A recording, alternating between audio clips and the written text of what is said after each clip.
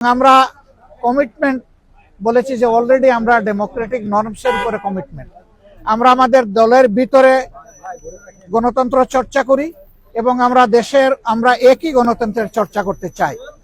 এর জন্য আমাদের যা করণীয় তাই আমরা করব।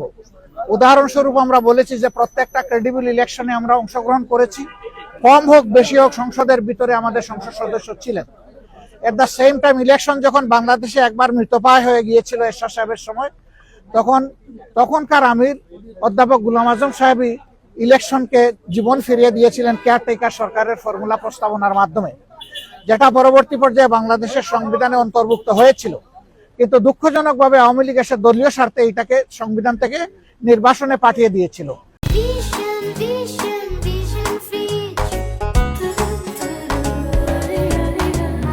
এখন আবার সারা জাতি এটি চাচ্ছে এবং আশা করি আমরা এটা আবার পুনঃপ্রতিষ্ঠিত হবে। আমরা আগামী নির্বাচনটা পিয়ার ভিত্তিতে করতে চাই, যেটা ইতিমধ্যেই আমরা বলেছি, আপনারা জানেন। কেন চাই সেটাও আমরা বলেছি, আপনারা জানেন, নতুন করে বলার দরকার নেই। তারা শুধু এতটুকু জানতে চেয়েছেন যে আমরা কখন এই নির্বাচনটা অনুষ্ঠান দেখতে চাচ্ছি।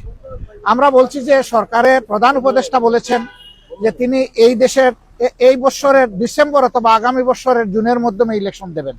আমরা তার কমিটমেন্টে তিনি ঠিক আছেন এটা দেখতে চাই। আর আমাদের ভিউ হচ্ছে যে এটা রমজানের আগেই শেষ হয়ে যাওয়া দরকার। ওই জুন পর্যন্ত অপেক্ষা করলে তখন বর্ষা, ঝড় ঝাপটা, বিভিন্ন ধরনের প্রাকৃতিক দুর্যোগ আসবে, তখন আবার ইলেকশনটা অনিশ্চিত হয়ে যাওয়ার আশঙ্কা দেখা দিবে। আমরা এই জন্য চাচ্ছি ওই আশঙ্কার আগেই, রমজানের আগে যাতে এটা হয়ে যায়, সেটা আমাদের মত। আমরা বলেছি যে এরকম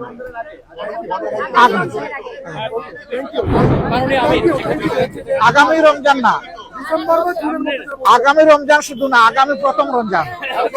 আগামী অনেক রমজান আসবে, তবে আগামী প্রথম রমজান।